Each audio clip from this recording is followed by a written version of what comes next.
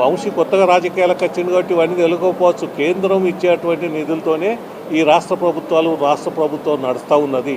కేవలము రాజకీయాల కొరకు పనిచేస్తున్నది కాంగ్రెస్ పార్టీ పెద్దలకు ఇక్కడికి వెళ్ళి అక్కడ దాకా కాంగ్రెస్ పార్టీ సదరాలు కాబట్టి ఈ రాష్ట్రంలో ఏం చేయలేనటువంటి అసమర్థతలో కాంగ్రెస్ పార్టీ ఉన్నది.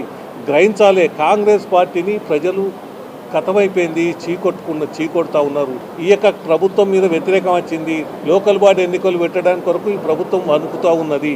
కాబట్టి కాంగ్రెస్ పార్టీ ఎన్ని చెప్పినా భారతీయ జనతా పార్టీ ప్రజల కొరకు, తెలంగాణ అభివృద్ధి కొరకు లక్షల కోట్ల రూపాయలు ఇచ్చినటువంటి చరిత్ర భారతీయ జనతా పార్టీ కేంద్ర ప్రభుత్వానికి. ఈ విధంగా అధికారులు ఇట్లా చేస్తున్నారంటే తప్పేవంది.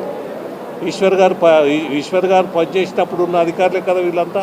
టీఆర్ఎస్ పార్టీ అధికారంలో ఉన్నప్పుడు చేసిన వ్యక్తులే కదా వీళ్ళంతా.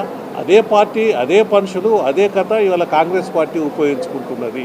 కాంగ్రెస్ పార్టీలు ఉన్న అధికారంలో ఉన్న ఈ అసెంబ్లీ నియోజకవర్గానికి సంబంధించిన మంత్రి లక్ష్మణ్ కుమార్ కానీ, మిగతా ఉన్న కాంగ్రెస్ పార్టీ కానీ ఈ అవినీతి విషయంలో శ్రద్ధ తీసుకోవాల్సినటువంటి అవసరం ఉన్నది. అవినీతి విషయంలో ఒక కన్నేయవలసినటువంటి అవసరం ఉన్నది.